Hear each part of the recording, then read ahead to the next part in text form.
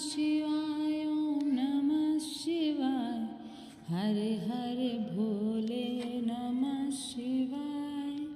हर हर महादेव। प्रिय भक्तों, आप सभी के जीवन में भगवान श्री हरि का आशीर्वाद सदा सर्वदा बनी रहे और बाबा भोलेनाथ आपके जीवन में सदैव खुशियाँ रखे, इसी कामना के साथ में चलिए शुरू करते हैं श्री शिव महापुराण का यह अध्याय में आगे बढ़ने से पहले आप लोगों से कहना चाहूँगी, कमेंट बॉक्स में लिखिए हर हर महादेव और चैनल को सब्सक्राइब कर लीजिए। आज के अध्याय में हम सुनेंगे देवताओं द्वारा भगवान शिव की स्तुति, भगवान शिव का देवता आदि के अंगों के ठीक होने और दक्ष के जीवित होने का वरदान देना, श्री हरि आदि के साथ यज्ञ मंडप में पधार कर शिव का दक्ष को जीवित करना तथा दक्ष और विष्णु आदि के द्वारा उनकी स्तुति। देवताओं ने भगवान शिव की अत्यंत विनय के साथ स्तुति करते हुए अंत में कहा, आप पर उत्कृष्ट परमेश्वर परात्पर तथा परातत्पर हैं। आप सर्वव्यापी विश्वमूर्ति महेश्वर को नमस्कार है। आप विष्णु कलत्र, विष्णु क्षेत्र, भानु भैरव, शरणागत वत्सल, त्र्यंबक व विहरणशील हैं। आप मृत्युंजय हैं। शोक भी आपका ही रूप है। आप त्रिगुण एवं गुणात्मा हैं। चंद्रमा, सूर्य और अग्नि आपके नेत्र हैं। आप सबके भगवान कारण तथा धर्म मर्यादा स्वरूप है। आपको नमस्कार है। आपने अपने ही तेज से संपूर्ण जगत को व्याप्त कर रखा है। आप निर्विकार प्रकाशपूर्ण चिदानंद स्वरूप प्रब्रह्म परमात्मा हैं। महेश्वर ब्रह्मा, विष्णु, इंद्र और चंद्र आदि समस्त देवता तथा मुनि आपसे ही उत्पन्न हुए हैं। चूँकि आप अपने शरीर को 8 भागों में विभक्त करके समस्त संसार का पोषण करते हैं, इसलिए अष्टमूर्ति कहलाते हैं। आप ही सबके आदि कारण करुणामय ईश्वर हैं। आपके भय से यह वायु चलती है। आपके भय से अग्नि जलाने का काम करती हैं। आपके भय से सूर्य तपता है और आपके ही भय से मृत्यु सब और दौड़ती फिरती है। दया सिंधु महेशान, महेश्वर प्रसन्न होइए, हम नष्ट और अचेत हो रहे हैं, अतः सदा ही हमारी रक्षा कीजिए नाथ। करुणानिधि शंभो, आपने अब तक नाना प्रकार की आपत्तियों से जिस तरह हमें सदा सुरक्षित रखा है, ठीक उसी तरह आज भी आप हमारी रक्षा कीजिए। नाथ दुर्गेश, आप शीघ्र कृपा करके इस अपूर्ण यज्ञ का और प्रजापति दक्ष का भी उद्धार कीजिए। भग को अपनी आंखें मिल जाएं, यजमान दक्ष जीवित हो जाएं, पूषा के दांत जम जाएं और भृगु की दाढ़ी मुझ पहले जैसी हो जाएं। शंकर, आयुधों और पत्थरों की वर्षा से जिनके अंग भंग हो गए हैं, उन देवता आदि पर आप सर्वथा अनुग्रह हों, जिससे उन्हें पूर्णतः आरोग्य लाभ हो। नाथ, यज्ञ कर्म पूर्ण होने पर जो कुछ शेष रहे वह सब आपका पूरा भाग हो, उसमें और कोई हस्तक्षेप न करे। रुद्रदेव, आपके भाग से ही यज्ञ पूर्ण हो, अन्यथा नहीं। ऐसा कहकर मुझ ब्रह्मा के साथ आप सभी देवता अपराध क्षमा कराने के लिए उद्धत हो हाथ जोड़ भूमि पर दंड के समान पड़ गए। ब्रह्मा जी कहते हैं, नारद, मुझ ब्रह्मा, लोकपाल, प्रजापति तथा मुनियों सहित श्रीपति विष्णु के अनुनय विनय करने पर परमेश्वर शिव प्रसन्न हो गए। देवताओं को आश्वासन दे हंसकर उन पर परम अनुग्रह करते हुए करुणा निधान परमेश्वर शिव ने कहा। श्री महादेव जी बोले, सूर्य श्रेष्ठ ब्रह्मा और विष्णु देव, आप दोनों सावधान होकर मेरी बात सुने। मैं सच्ची बात कहता हूँ तात, आप दोनों की सभी बातों को मैंने सदा माना है। दक्ष के यज्ञ का यह विध्वंस मैंने नहीं किया है। दक्ष स्वयं ही दूसरों से द्वेष करते हैं। दूसरों के प्रति जैसा बर्ताव किया जाएगा वह अपने लिए वैसा ही फलित होगा। अतः ऐसा कर्म कभी नहीं करना चाहिए जो दूसरों को कष्ट देने वाला हो। दक्ष का मस्तक जल गया, इसलिए इनके सिर के स्थान में बकरे का सिर जोड़ दिया जाए। भग देवता मित्र की आंख से अपने यज्ञ भाग को देखें। तात पूषा नामक देवता जिनके दांत टूट गए हैं, यजमान के दांतों से भली भांति पीसे गए यज्ञ अन्न का भक्षण करें। यह मैंने सच्ची बात बताई है। मेरा विरोध करने वाले भृगु की दाढ़ी के स्थान में बकरे की दाढ़ी लगा दी जाए। शेष सभी देवताओं के जिन्होंने मुझे यज्ञ भाग के रूप में यज्ञ की अवशिष्ट वस्तुएं दी हैं, सारे अंग पहले की भांति ठीक हो जाएं। अधर्वरियों आदि याज्ञिकों में से जिनकी भुजाएं टूट गई हैं, वे अश्विनी कुमारों की भुजाओं से, और जिनके हाथ नष्ट हो गए हैं वे पूषा के हाथों से अपना काम चलाएं। यह मैंने आप लोगों के प्रेमवश कहा है। ब्रह्मा जी कहते हैं, नारद, ऐसा कहकर वेद का अनुसरण करने वाले सूर्य सम्राट चराचर पति दयालु परमेश्वर महादेव जी चुप हो गए। भगवान शंकर का वह भाषण सुनकर श्री विष्णु और ब्रह्मा सहित संपूर्ण देवता संतुष्ट हो उन्हें तत्काल साधुवाद देने लगे। तदंतर भगवान शंभु को आमंत्रित करके मुझ ब्रह्मा और देव ऋषियों के साथ श्री विष्णु अत्यंत हर्षपूर्वक पुनः दक्ष की यज्ञशाला की ओर चले।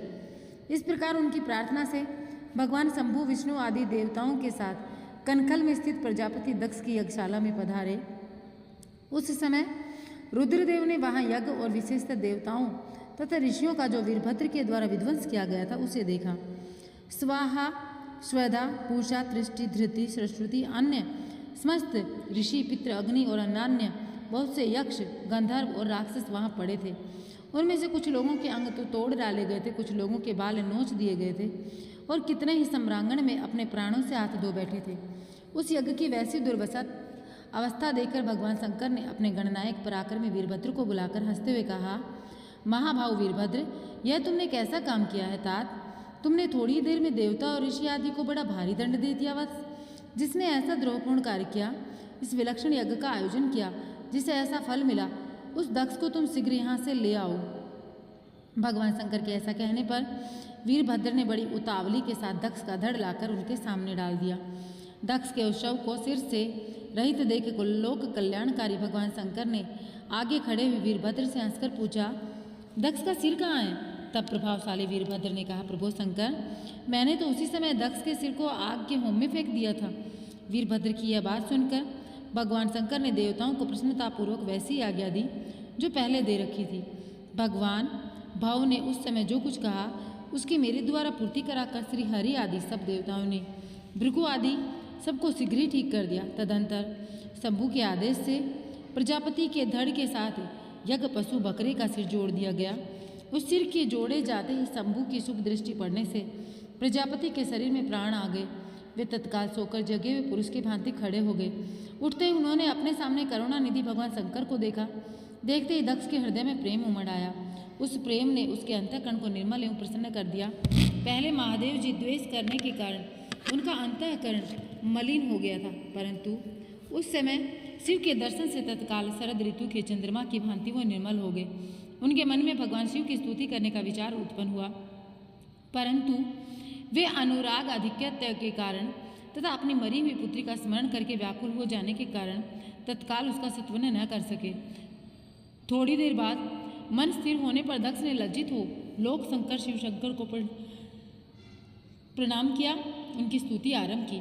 उन्होंने भगवान शंकर की महिमा गाते हुए बारंबार उन्हें प्रणाम किया। फिर अंत में कहा, परमेश्वर, अपने ब्रह्मा होकर सबसे पहले आत्म तत्व का ज्ञान प्राप्त करने के लिए अपने मुख से विद्या तप और व्रत धारण करने वाले ब्राह्मणों को उत्पन्न किया था, जिससे ग्वाला लाठी लेकर गौओं की रक्षा करता है। ठीक उसी प्रकार मर्यादा का पालन करने वाले आप परमेश्वर दंड धारण किए उन साधु ब्राह्मणों की सभी विपत्तियों से रक्षा करते हैं। मैंने दुर्वचन रूपी बाणों से आप परमेश्वर को बींद डाला था, फिर भी आप मुझ पर अनुग्रह करने के लिए यहाँ आ गए। अब मेरी ही तरह अत्यंत धन्यपूर्ण आशा वाले इन देवताओं पर भी कृपा कीजिए। भक्तवत्सल दीनबंधु शंभो, मुझ में आपको प्रसन्न करने के लिए कोई गुण नहीं है। आप षड्विध ऐश्वर्य से संपन्न परात्पर परमात्मा है, अतः अपने ही बहुमूल्य उदारता पूर्ण व्रताओं से मुझ पर संतुष्ट हो। ब्रह्मा जी कहते हैं, नारद, इस प्रकार लोक कल्याणकारी महाप्रभु महेश्वर शंकर की स्तुति करके विनीत चित्त प्रजापति दक्ष चुप हो गए। तदंतर श्री विष्णु ने हाथ जोड़ भगवान वृषभ ध्वज को प्रणाम करके प्रसन्नतापूर्वक हृदय और वाष्प गदगद वाणी द्वारा उनकी स्तुति प्रारंभ कर दी। तदंतर मैंने कहा, देवादिदेव महादेव, करुणा सागर प्रभु, आप स्वतंत्र परमात्मा हैं, अद्वितीय एवं अविनाशी परमेश्वर हैं। देव, आपने मेरे पुत्र पर अनुग्रह किया, आपने अपमान की और कुछ भी ध्यान न देकर दक्ष के यज्ञ का उद्धार कीजिए। देवेश्वर, आप प्रसन्न होइए, समस्त शापों को दूर कीजिए। आप सज्ञान हैं, अतः आप ही मुझे कर्तव्य की ओर प्रेरित करने वाले हैं, आप ही कर्तव्य से रोकने वाले हैं। महामुने, इस प्रकार परम परमेश्वर की स्तुति करके मैं दोनों हाथ जोड़ मस्तक झुकाकर खड़ा हो गया। तब सुंदर विचार रखने वाले इंद्र आदि देवता और लोकपाल शंकर देव की स्तुति करने लगे। उस समय भगवान शिव का मुख अरविंद प्रसन्नता से खिल उठा। इसके बाद प्रसन्नचित्त हुए समस्त देवताओं, दूसरे दूसरे सिद्धों, ऋषियों और प्रजापतियों ने भी शंकर जी का सहर्ष स्तवन किया। इसके अतिरिक्त उपदेवों, नागों, सदस्यों तथा ब्राह्मणों ने पृथक पृथक प्रणाम स्वरूप बड़े भक्तिभाव से उनकी स्तुति की। एक बार लिख दीजिए, हर हर महादेव। आगे हम सुनेंगे भगवान शिव का दक्ष को अपनी भक्त वत्सलता, ज्ञानी भक्त की श्रेष्ठता तथा तीनों देवताओं की एकता बताना। दक्ष का अपने यज्ञ को पूर्ण करना, सब देवता आदि का अपने अपने स्थान को जाना और सतीखंड का उपसंहार और महात्म्य। ब्रह्मा जी कहते हैं, नारद, इस प्रकार श्री विष्णु के मेरे देवताओं, ऋषियों के तथा अन्य लोगों की स्तुति करने पर महादेव जी बड़े प्रसन्न हुए। फिर उन्होंने उन समस्त ऋषियों, देवता आदि को कृपा दृष्टि से देखकर तथा मुझे ब्रह्मा और विष्णु का समाधान करके दक्ष से इस प्रकार कहा। महादेव जी बोले, प्रजापति दक्ष, मैं जो कुछ कहता हूँ सुनो। मैं तुम पर प्रसन्न हूँ। यद्यपि मैं सबका ईश्वर और स्वतंत्र हूँ तो भी सदा ही अपने भक्तों के अधीन रहता हूँ। 4 प्रकार के पुण्यात्मा पुरुष मेरा भजन करते हैं। दक्ष प्रजापति, उन चारों भक्तों में पूर्व की अपेक्षा उत्तरोत्तर श्रेष्ठ है। उनमें पहला आर्त, दूसरा जिज्ञासु, तीसरा अर्थार्थी और चौथा ज्ञानी है। पहले के 3 तो सामान्य श्रेणी के भक्त हैं, किंतु चौथा का अपना विशेष महत्व है। उन सब भक्तों में चौथा ज्ञानी ही मुझे अधिक प्रिय है। वह मेरा रूप माना गया है, उससे बढ़कर दूसरा कोई मुझे प्रिय नहीं है। यह मैं सत्य सत्य कहता हूँ। मैं आत्मज्ञ हूँ। वेद वेदांत के पारगामी विद्वान ज्ञान के द्वारा मुझे जान सकते हैं और जिनकी बुद्धि मंद है वे ही ज्ञान के बिना मुझे पाने का प्रयत्न करते हैं। कर्म के अधीन हुए मूढ़ मानव मुझे वेद, यज्ञ, ज्ञान और तपस्या के द्वारा भी कभी नहीं पा सकते। अतः दक्ष, आज से तुम बुद्धि के द्वारा मुझ परमेश्वर को जानकर ज्ञान का आश्रय ले समाचि हित चित्त होकर कर्म करो। प्रजापति, तुम उत्तम बुद्धि के द्वारा मेरी दूसरी बात भी सुनो। मैं अपने सगुण स्वरूप के विषय में भी इस गोपनीय रहस्य को धर्म की दृष्टि से तुम्हारे सामने प्रकट करता हूँ। जगत का परम कारण रूप मैं ही ब्रह्मा और विष्णु हूँ। मैं सबका आत्म ईश्वर और साक्षी हूँ, स्वयं प्रकाश और निर्विशेष हूँ। मुने, अपनी त्रिगुणात्मिका माया को स्वीकार करके मैं ही जगत की सृष्टि, पालन और संहार करता हुआ उन क्रियाओं के अनुरूप ब्रह्मा, विष्णु और रुद्र का नाम धारण करता हूँ। उस अद्वितीय केवल मुझ पर ब्रह्म परमात्मा में ही अज्ञानी पुरुष ब्रह्मा, ईश्वर तथा अन्य समस्त जीवों को भिन्न रूप से देखता है। जैसे मनुष्य अपने सिर और हाथ आदि अंगों में से ये मुझसे भिन्न है, ऐसी प्रक्रिया बुद्धि कभी नहीं करता, उसी तरह मेरा भक्त प्राणी मात्र में मुझसे भिन्नता नहीं देख सकता। दक्ष, मैं ब्रह्मा, विष्णु और तीनों स्वरूप एक ही हैं तथा हम ही संपूर्ण जीव रूप हैं। ऐसा समझकर जो हम तीनों देवताओं में भेद नहीं देखता वही शांति प्रदान करता है। जो नराधम हम तीनों देवताओं में भेद बुद्धि रखता है वह निश्चय ही जब तक चंद्रमा और तारे रहते हैं तब तक नरक में निवास करता है। दक्ष, यदि कोई मेरा विष्णु भक्त होकर मेरी निंदा करेगा और मेरा भक्त होकर विष्णु की निंदा करेगा तो तुम्हें दिए हुए पूर्वोक्त सारे शाप उन्हीं दोनों को प्राप्त होंगे। निश्चय ही उन्हें तत्व ज्ञान की प्राप्ति नहीं हो सकती। ब्रह्मा जी कहते हैं, मुने, भगवान महेश्वर के इस सुखदायक वचन को सुनकर सब देवता, मुनि आदि को इस अवसर पर बड़ा सहर्ष हुआ। कुटुंब सहित दक्ष बड़ी प्रसन्नता के साथ शिव भक्ति में तत्पर हो गया। वे देवता आदि भी शिव को ही सर्वेश्वर जानकर भगवान शिव के भजन में लग गए। जिसने जिस प्रकार परमात्मा शंभु की स्तुति की उसे उसी प्रकार संतुष्ट चित्त हुए शंभु ने वर दिया। मुने, तदंतर भगवान शिव की आज्ञा पाकर प्रसन्नचित हुए शिव भक्त दक्ष ने शिव के ही अनुग्रह से अपना यज्ञ पूरा किया। उन्होंने देवताओं को तो यज्ञ भाग दिए ही, शिव को भी पूर्ण भाग दिया, साथ ही ब्राह्मणों को दान दिया। इस तरह उन्हें शंभु का अनुग्रह प्राप्त हुआ। इस प्रकार महादेव जी के उस महान कर्म का विधि पूर्वक वर्णन किया गया। प्रजापति ने ऋत्विजों के सहयोग से उस यज्ञ कर्म को विधिवत समाप्त किया। मुनीश्वर, इस प्रकार पर ब्रह्म स्वरूप शंकर के प्रसाद से वह दक्ष का यज्ञ पूरा हुआ। तदंतर सब देवता और ऋषि संतुष्ट हो भगवान शिव के यश का वर्णन करते हुए अपने अपने स्थान को चले गए। दूसरे लोग भी उसी समय वहाँ से सुखपूर्वक विदा हो गए।